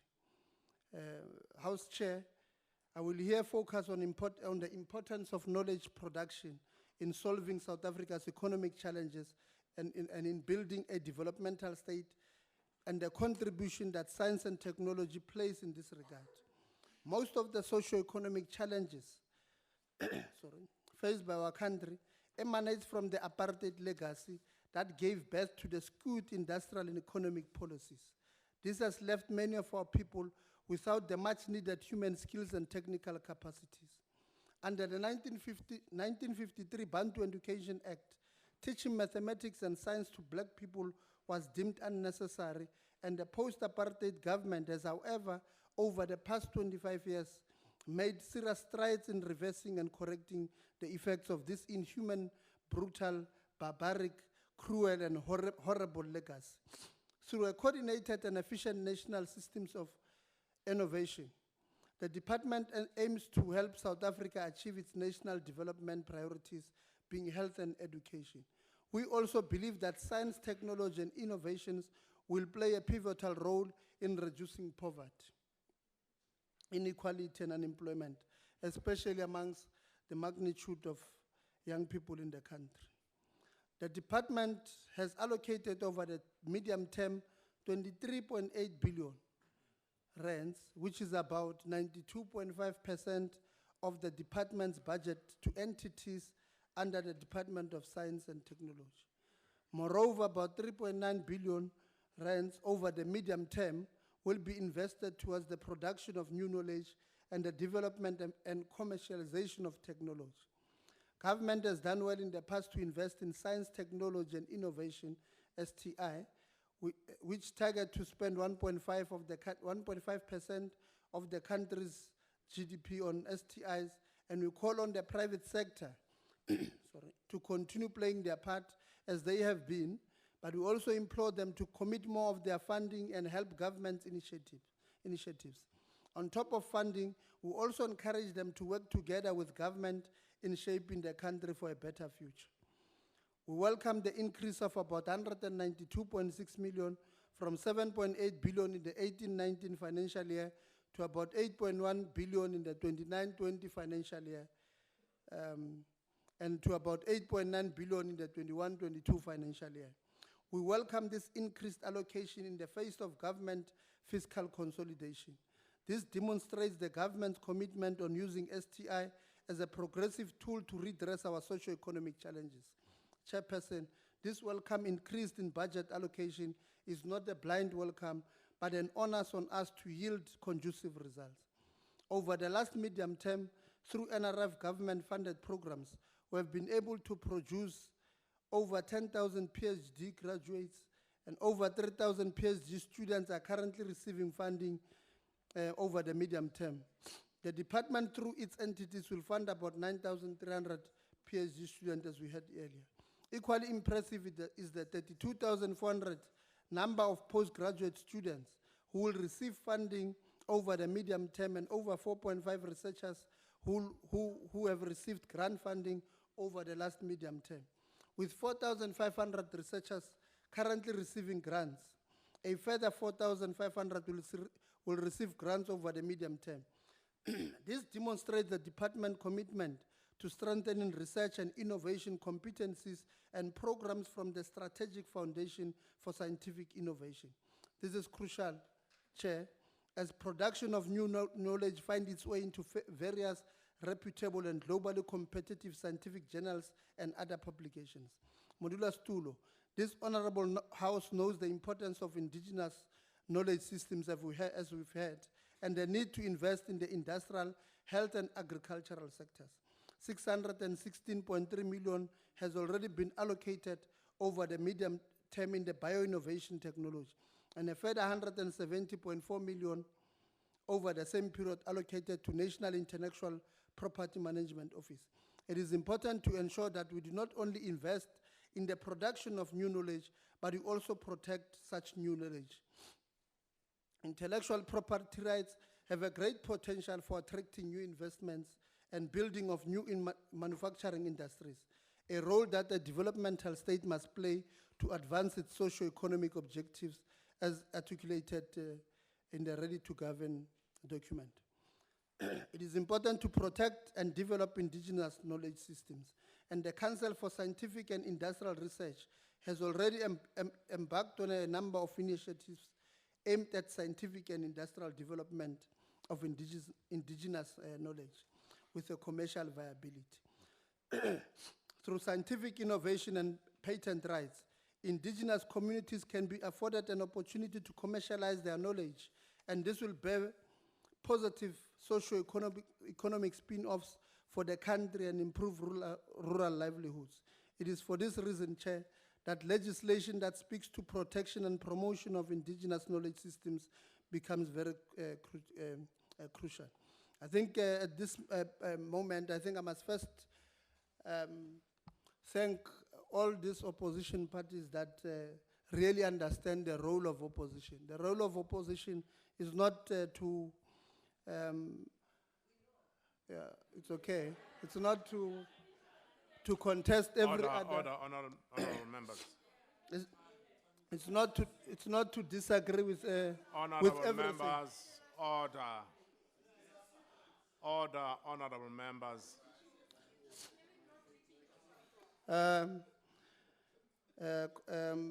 Honourable members, please. Honourable give another Bozoli, member a chance. Honourable Bozoli, it's true that we're indeed facing extinct in some jobs in the market, as you clearly and correctly put it. But you continue to conflict yourself. You want to argue that you must produce researchers and PhD graduates, but you want us to cut down on undergraduate funding. That is a clear, conflict of thinking. So I think in fact, members, order, please. I'm surprised that you have failed here in this debate to come out clearly, as you have come out elsewhere where you meet. Chair. Point of order, Chair. Please, he's misleading the House. Thank you. Member, can you take a seat? I didn't hear you, Honourable Member. Can you come again? He's misleading the House about what I said. That's not a point of order.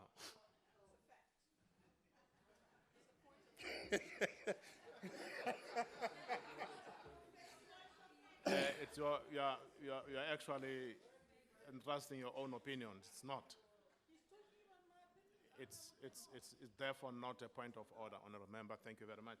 You can continue. Honourable Member from the ACDP, with all due respect, I think really this is the right time for ACDP to concentrate on delivering the word of God on Sundays, because your argument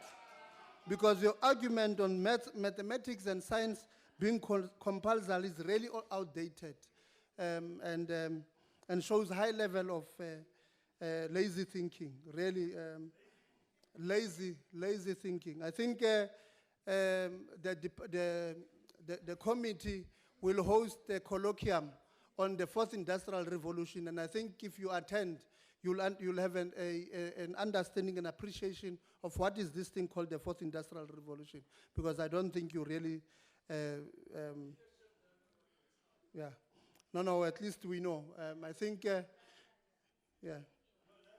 Honourable Nodada, you must. Honourable members. Lastly, Honourable Nodada really must continue touring the province and touring the country. Really likes touring. He goes around touring and brings problems of infrastructure into science and technology. We really understand that the Honourable really likes touring.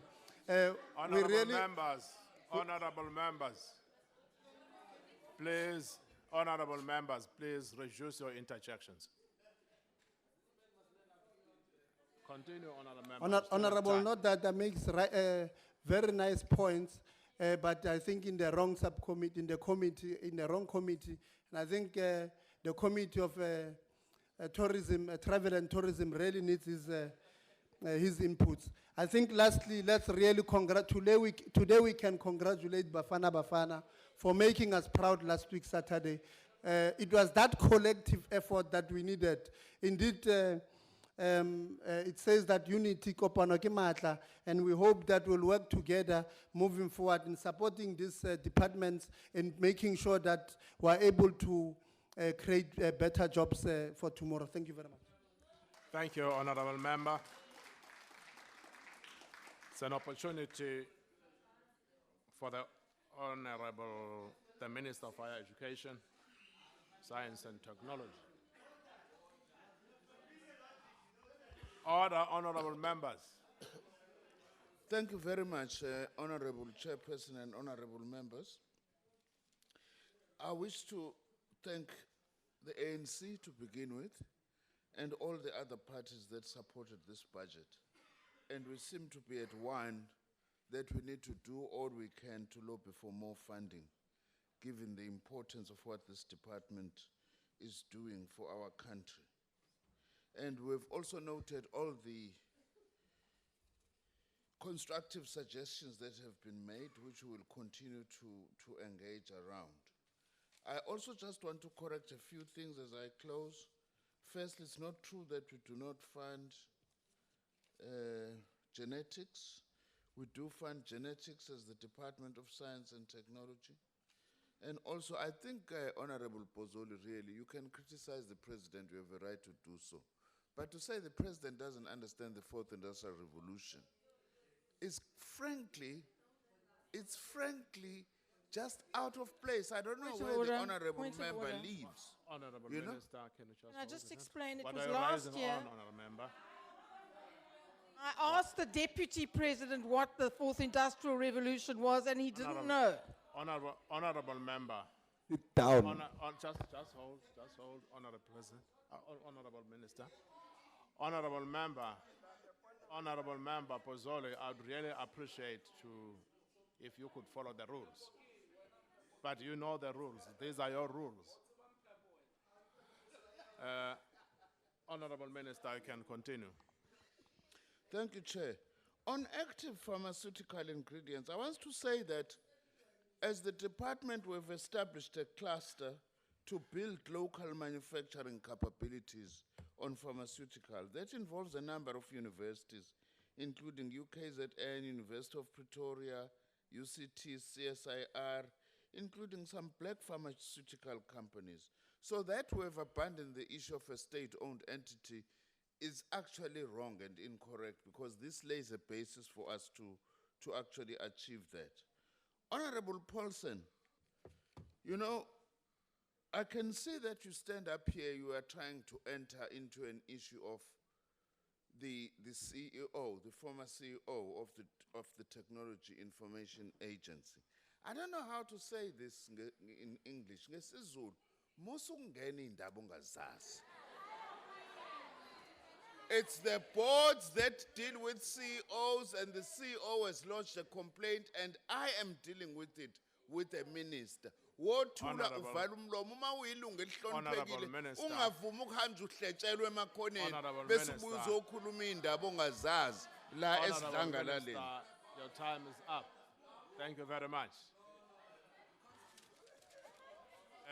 Order, honourable members.